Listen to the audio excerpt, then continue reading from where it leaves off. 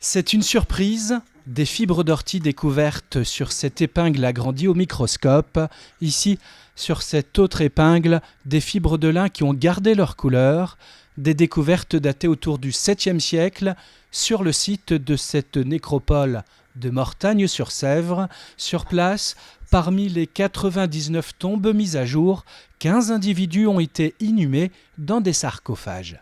Une des choses vraiment intéressantes sur ce site, c'est que l'une de ces tombes en sarcophage renferme en fait 2 individus dans 2 sarcophages séparés, mais déposés côte à côte sur un seul geste funéraire. Donc on a une seule tombe, deux défunts et 2 inhumations en sarcophage côte à côte. La taille, l'âge, le sexe, l'anthropologue va travailler sur l'identité de tous ces individus retrouvés dans le cimetière mérovingien grâce aux ossements rapportés sur place à l'Institut national de recherche archéologique préventive de la région située à Carquefou. L'étude biologique va permettre de dresser, si vous voulez, un instantané de la population, c'est-à-dire comment on vivait à Mortagne pendant à peu près 2 siècles, quelles sont les caractéristiques de cette population.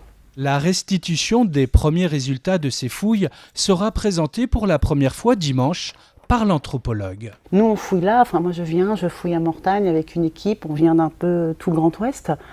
Voilà, c'est important pour les gens en local d'avoir accès à leur patrimoine, c'est leur patrimoine qu'on vient fouiller. Nous on est juste quelque part un intermédiaire. Pour découvrir ce patrimoine, Élodie Cabot animera une conférence à 14h30 ce dimanche à Mortagne-sur-Sèvre. Pour y assister, la réservation est obligatoire.